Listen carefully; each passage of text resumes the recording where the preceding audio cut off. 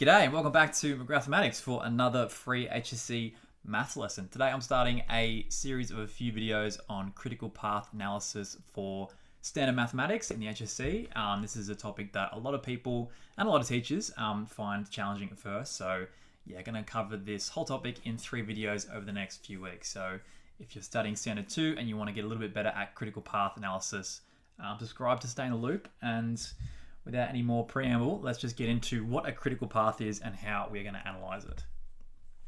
Okay, I like playing golf. So this is an example that makes sense to me. Hopefully it helps you understand what's going on a little bit better. We have 6 friends meeting for a game of golf. We have Alan driving 3 minutes to pick up Bert, who lives 5 minutes from the course.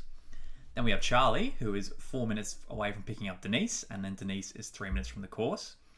And last of all, we have Eric, who has to drive 6 minutes to pick up Frankie, and then Frankie is 4 minutes from the course. So what we're going to do is we're going to turn this information into what's called an activity table. Activity tables look like this. We have our 6 tasks to complete, which are our 6 people driving to the golf course. Now we have predecessors. Now A is a predecessor for B because we can't have Bert driving until Alan has driven to pick him up. So B can't happen until A is finished. Likewise, D can't happen until C is finished, and F can't happen until E is finished. Okay, we have the times on the right-hand side, and now this whole task is going to be complete when all 6 tasks are complete. Okay, so to complete the whole thing, every individual part needs to be finished.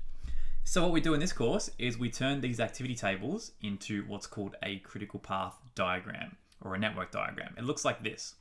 It's a directed network where we have our activities as our labels on the edges of these of this network, and we have A for Alan, B for whatever, I've forgotten the names, and we have weights next to them, which represents how long it takes for each of these tasks to take place. So we can see here that A takes 3 minutes, and then once A is complete, we can complete B, which takes 5 minutes. Now at the end vertex is all 6 activities being completed. Okay, now what we care most about in this diagram is what's called the critical path. Now the critical path, the easiest way to think about it is it's the longest path, okay? It's happening right here, all right? The top path, 3 plus 5 is 8. The middle path, 4 plus 3 is gonna take 7 minutes.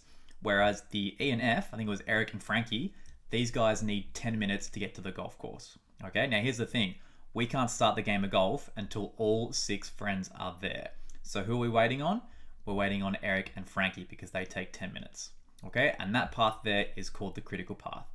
Now we care about this because it's slowing everyone down. If A and B or C and D find a shortcut, it's not going to affect the overall completion of the entire activity because they'll still be waiting for Eric and Frankie to arrive. So the whole point of this topic, or the earlier part at least, is trying to find this critical path so that we know, so that we know which activities we can try and reduce to reduce the overall time of the entire activity. So for example, if we can find a way of getting E and F there in 2 minutes quicker, it's going to reduce the entire time by 2 minutes. Okay, so the only way we can make this entire network or this entire activity more efficient or quicker is by reducing the critical path. Okay, so first thing we're going to focus on is drawing these diagrams from these activity tables, and then once we're confident with that, we'll start figuring out how to find this critical path using a process called scanning. So let's start off with our first example. Here we have another activity table. We have a bunch of activities from A down to I. These ones don't have weights, but they do have predecessors. So we are going to try and draw a network diagram representing all these activities happening in succession. So we're going to start with a dot at the start, and we're going to label it the start vertex. Now, because A, B, and C have no predecessors, this tells me that A, B, and C can all start from the start vertex. So I'm going to draw a line with an arrow, and on that line, I'm going to label it as A, and A finishes at this vertex here. Same thing for B and C. They are all activities with no predecessors. Now, when I'm looking forward and I'm trying to avoid making mistakes down the line, I'm going to make a note of this and this. I need a point where E and F are both going to finish because I need a point where G can begin. Okay, so I need to make sure that E and F are both finishing in the same spot. Likewise for G and H, I need these 2 activities to end in a single point, so I have one spot where I can start, so my diagram makes sense. So moving forward, we have D, which has A as a predecessor, so when A is finished, D can begin. I have activity E, which has B as a predecessor. So where B is finished, I can start E like this. Now for the next one, F is going to come off the endpoint of C because that's its predecessor. But as I mentioned earlier, E and F need to finish in the same spot. That's why I'm going to draw F up here like this. Okay, E and F finishing at the single vertex, and that vertex is going to be the starting position of G. So proceeding now, I can do G coming off the endpoint of E and F, just like this. And now once again, planning ahead, because I have activity H up next, and H has D as a predecessor. So that tells me where D is finished is where H can begin. But as we noticed before, G and H need to finish in the same spot because that is where activity I is going to begin. So when I draw my H line off the end of D, I need to make sure it comes down here and finishes at this point. So G and H are finishing in the same spot. So when you're starting to work through your table and sketch your diagram, I really encourage you to make a note of the activities that have multiple predecessors, because those predecessors need to try and finish in the same spot if possible. Okay, so now G and H are finished here. That's where I can go on the end. And now because I is the final activity, we're going to label the final dot as the finish. Okay, and this is a network diagram to represent this activity table. Okay, so here are a few of the tips I just ran through in that example that you should be aware of when you're trying to draw these yourself. So obviously, first vertex is going to be start and the end one is going to be finish. We're going to have activities as our edges. Okay, so the letters don't go on the dots, the letters go on the edges, and the edges need to have arrows. Okay, these are directed networks by definition. And the arrows end at a vertex. Okay, we have activities with no predecessors, which was A, B, and C in the previous example. They are going to come off the start vertex. And activities with the same predecessor start from the same vertex. That was the E and the F finishing in the same spot. And last tip is that just try and make sure that you don't have two vertices connected by multiple edges. Otherwise, something has probably gone wrong. But if you're doing it correctly, this fifth dot point is going to make no difference. Okay, so if that made sense to you, now is your chance to pause the video and have a go yourself and see if you can turn this activity table into a network diagram. I'm not going to go through the full working out, but I will put up the solution and run it through with you. But I really encourage you to have a pause and give this one a crack yourself. And yeah, just make a note again. We have E and F need to finish at the same spot, and we have G and H need to finish at the same spot. This time, because our activities have durations on those edges, we're going to have numbers as well. But yeah, hit pause, have a crack, and that's probably enough time. Hopefully you've unpaused now and you want to see the solution and see if it looks like yours. So here is my version of this diagram or this network to represent this activity table. We have A with no predecessor coming off the start vertex. We have B, C, and D all coming off where A is starting. And like I said, because these have weights, I'm just doing B, 3 because B takes 3 hours. Is that going to happen every 5 minutes? That's going to really annoy me. I might actually just pause there. Okay, I'm back. I dealt with my tech issues. I'm back to talking about networks. Okay, as I was saying, B, C, and D coming off the start point of A, and then yeah, just making sure we scan ahead. And very similar to the first example, I just need to make sure that E and F are finishing in the same spot because that is where G is going to begin for a duration of 4. So I have G and 4. D coming down here, and then after D I can do H, and then just trying to plan ahead and make sure that G and H are ending in the same spot because that is where I is going to begin, and that's our final activity. So I will end at a dot that we're going to label finish. Okay, cool. We'll do another example of these. This one is from a semi-recent HSC exam, semi-recent, 6 years ago. From the 2019 HSC, this was a band 5 back in the day. These days, maybe not so much, but you never know. We have a activity table with a bunch of activities. We have some prerequisites and we have some durations. Now, question is asking us to complete a network diagram and determine the minimum time for the project to be completed. Okay, once again, if you're wanting some practice, I encourage you to pause and have a go yourself, or if you just want to see me walk through it, let's get into it. Just going to move that off to the side and create some space. Okay, so I have activity A with no immediate prereqs, so I can do A coming off the start, and that has a duration of 2 hours. Okay, now where A is finished, I can begin B and C. So A is a prereq for B and C. So I'm going to go B up here for 6 hours, and I'm going to go C straight across for 5 hours. Now, once again, looking ahead and just trying to be careful because I need to make sure that C and D are going to finish in the same spot because that's where E is going to start. So after C, so I've got D now, which goes after B and takes 2. But like I said, I need to make sure D finishes down here because this is the point where C and D are both finished. And that's where E can begin, and it takes 4 hours. So I have E for 4, and then I have F coming off the end of E and takes only 1 hour, finishing at the finish. Okay, so when you've drawn a really good network diagram and it's nice and clear, it makes answering questions about it much simpler. Now, the question was asking us, what is the minimum time required to complete this task?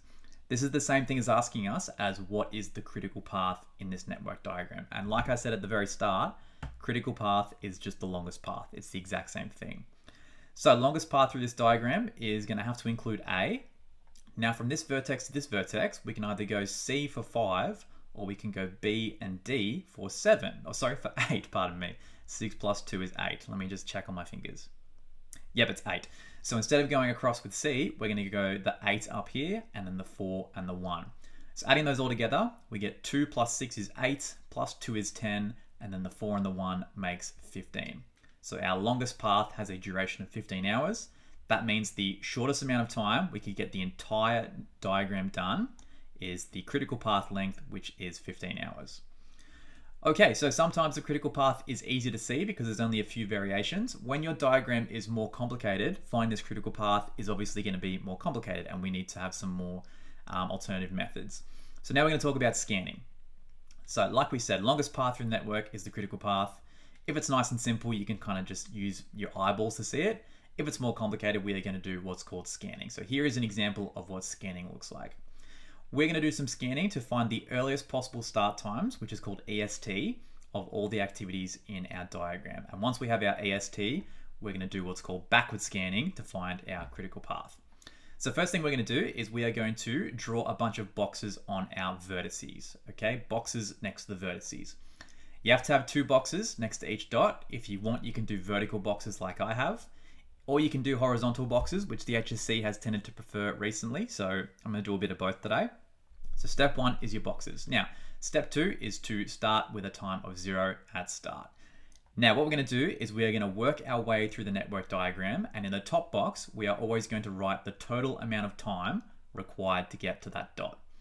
Okay, so for the first dot, it's going to take us a length of 3. So I'm going to put a 3 here. Up here, it's going to take us 3 plus 6, which is 9. Across the bottom here, 3 plus 8 is 11. And then looking across the top here, 9 plus 4 is 13.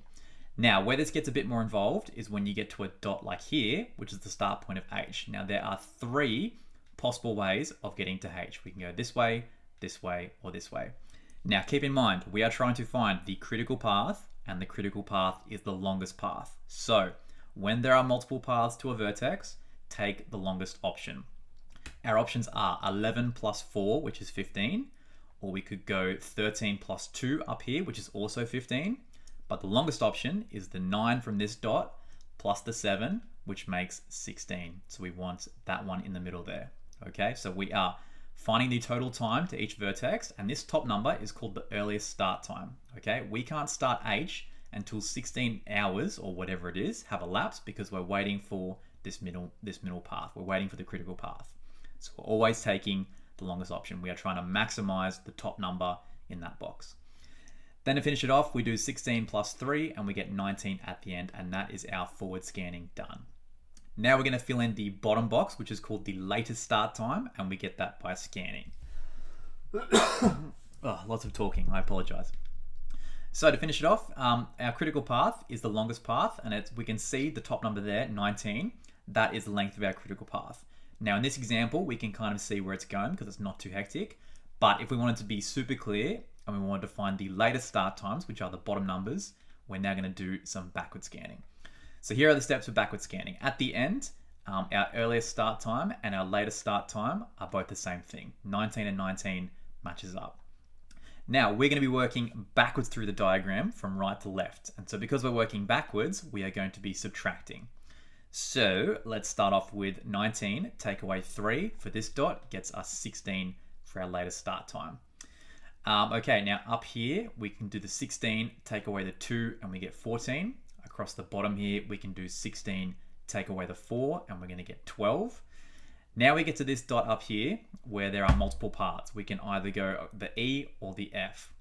Now, once again, just like with forward scanning, we are trying to take the longest path. So if you are trying to subtract the biggest number, that means you're trying to get the smallest possible result. I'll say that again. We are trying to subtract the biggest number, which means we're actually trying to make the bottom number as small as possible. So to break this down, in the two boxes, we are trying to make the top number as big as possible and the bottom number as small as possible. So for these two options here, either the 14 take away 4 is going to give us 10 here, or in this middle path here, 16 take away 7 is going to give us 9. And 9 is smaller than 10 because this path here in the middle is longest. So we are going to take the longer path, which gets us the smaller number. So this is very confusing, as you can see. You've got to be very careful, and it takes a lot of practice. So we are subtracting through the network, always trying to take the longest path, which gives us the smallest number on the bottom. Okay, now down for this vertex here, our two options are we can go to 12 and take away 8, which is going to get us 4 here, or we can do 9 and subtract 6, which is going to give us 3. And 3 is smaller than 4, so we want the 3. We want this path on the top, which gives us a 3, rather than the path on the bottom, which gets us a 4. Then to finish off, 3 take away 3 is 0 at the end, and then you know you've done it right if you end up with 0, 0. Now, these two boxes filled out tell us a few things. They tell us the earliest start time, which is the top number. It tells us the latest start time, which is the bottom number. And wherever these boxes match, that tells you where your critical path is, okay? If you trace through every single box where the numbers match, that's going to be your critical path every single time. Okay, now let's move on and probably talk about float time a little bit. So like I said, the difference between that top number and the bottom number is called your float time. What I mean by that is float time is basically spare time. If we look at this edge between this dot here and this dot here, which takes 7 hours, if we look at the alternative path up here, 4 and 2, this takes 6 hours, which means these two activities have a spare hour to play with where they're not really rushing, because even if these guys finish in 6 hours, they're still waiting on the red critical path, which takes 7 hours. And that 1 hour of spare time is called the float time, okay? And the way you can easily see it from your boxes is it's the difference between the top and the bottom number. 13 and 14 are 1 apart because these two paths have a float time of 1 hour. Okay, so difference between the top number and the bottom number is the float time. Bloody blah. If an activity has 3 hours of float, it means you can delay it by 3 hours and you're not going to affect the overall completion time of the entire activity. And yeah, spare time, like I said, float time is spare time. In this example with the golfers from the very start, we had the critical path down the bottom, which was taking us 10 minutes, which means A and B, which only takes 8 minutes, these guys have 2 minutes of float time. For the middle path, the C and the D, which takes 7 minutes, these guys have 3 spare minutes where they can, where they can delay starting by 3 minutes, or they can just get there 3 minutes early. They've got 3 spare minutes, and that's called your float time. Okay, so I encourage my students to just read float time and think spare time. It's the same thing logically. Okay, we're actually going to do more work on float time in the next lesson. Today we're just focusing on drawing the diagrams, doing a bit of scanning, and trying to find these activities. Okay, we've still got a couple of examples. We're going to do one more work example together, and then we're going to look at another HSC question, and then I'm going to go and lie down. So here's our next example. We've got a big, complicated diagram. I definitely can't see the critical path just by eyesight. I could do a bit of trial and error if I wanted to, but if I wanted to be more precise, I could do a bit of scanning. Let's talk about part A first up. It says find the number of activities which have exactly 2 immediate predecessors. Okay, this tells me we're looking for every single edge where there are 2 edges leading to that starting point. So for example, activity D only has 1 predecessor, which is A, feeding off right here. If we look at I, however, I is starting from this vertex, and this vertex has D and E as predecessors. So I is an activity with 2 immediate predecessors. Can you see any more in the diagram? I feel like I'm, Dora the Explorer. What can you see? I can see activity J right here has 2 predecessors, G and F, and that might be the only one because, yeah, it's the only dot that has exactly 2 edges going towards it before it can begin. This one on the end has 3 predecessors. So that's part A done. Let's do the exciting part, which is part B, find the critical path. So let's enlarge and let's add some boxes. As I mentioned before, if you don't want to do vertical boxes, you can do horizontal. It's the exact same thing. The left number is going to be our earliest start time, EST, and the right box is going to be our latest start time. So let's do some scanning. Let's start with 0 in our start box, and then up here we can do, we're going across here for 3. We're going down here for 2, and we're going up here for 5. Okay, where are we going next? We're going across the middle here. This dot here, there's 2 ways of getting here. There could have been the 3 plus the 4, which is 7. Or down here, we have the 2 plus 1, which is 3. And remember, we want the top number or the left number to be as big as possible, longest path. So we'll do the 3 plus the 4 to make the 7. Up here is probably where I'm going next, I hope. No, we're going down here. We're going to do 2 plus 6 to get 8. Now we'll go up here. Yeah, I forgot, sorry, I'm just going from left to right. Okay. Up here, I've got 2 options. I can do the 5 plus the 2, which makes 7. Or I can do the 3 plus the 5, which makes 8. And 8 is a bigger number than 7. So we'll go the 8. For this one here, we have 3 options. We have to do heaps of thinking. We can either do 7 plus 2, which gives us 9. We can do 8 plus 3 for 11 down here. But we're going to go with 8 plus 4 to give us 12 as our largest possible option. So 8 plus 4 is 12. And then 12 plus 8 is 20. And we have our minimum completion time for the entire activity. It's going to take us 20 minutes at least. Or it was actually hours, 20 hours, pardon me. Okay, now at the end, the 2 numbers match, 20, 20, and now we're going to work backwards. We are going to be subtracting as we go, and we're going to try and make the second number as small as possible. Okay, so 20 take away 8 is 12. Where are we going now? Probably up here. 12 take away 4 is 8. Probably down here now. 12 take away 3 is 9, I believe. Now for in the middle here, only one option to get back. 12 take away 2 is 10. Okay, now for probably down here, we've got 2 options. We can go 10 take away 1 to make 9, or we can go 9 take away 6 to get 3. So we'll go the 3. We want the smaller number for the latest start time.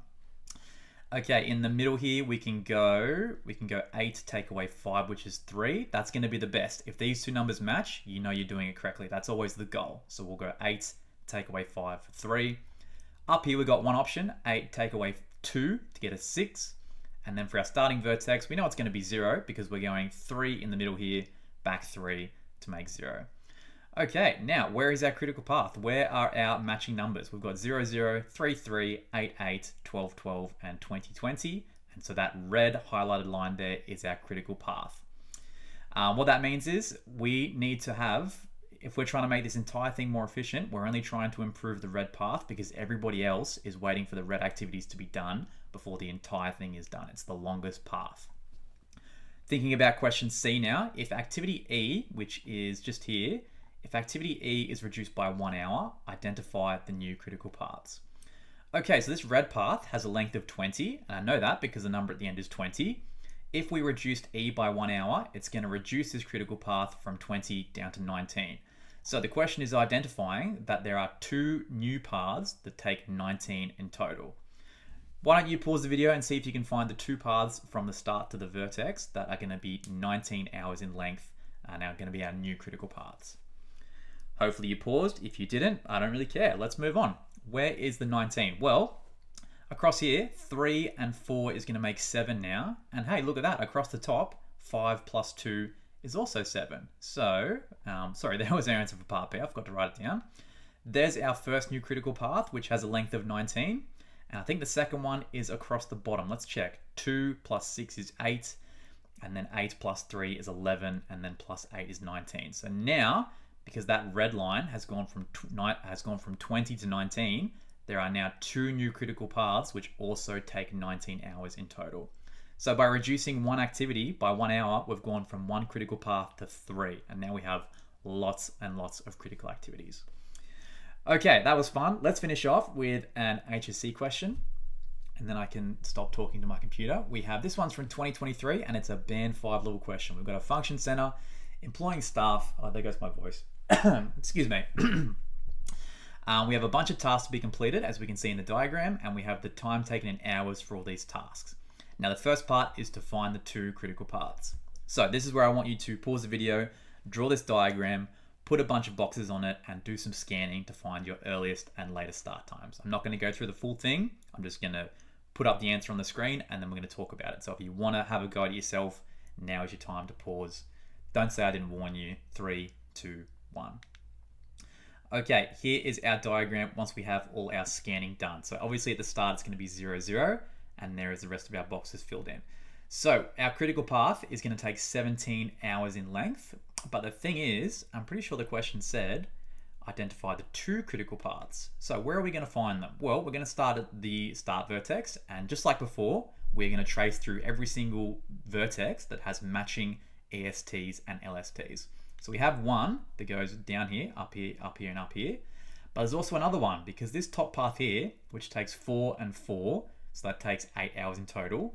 There's also an 8 option just by going straight across here. So we have our second critical path going here, here, here, and here. The red path and the blue path both take 17 hours in total. So there's part A done. Part B is the function setter wants to decrease the length of each critical path by 3 hours. We want to make both the red line and the blue line shorter by 3 hours. We have to do this by hiring more staff, so one task takes less time to complete. And we want to make it 3 hours quicker. That's really important. For which task should the center hire more staff, and how long should that task take to ensure all tasks can be completed in 14 hours? Okay, so here's the thing. We can't reduce H by 3 hours because it only takes 2 hours. And so if we reduce that by 3, it would take -1 hours, and then time wouldn't work anymore. And then we create a black hole and we wouldn't get a band 5.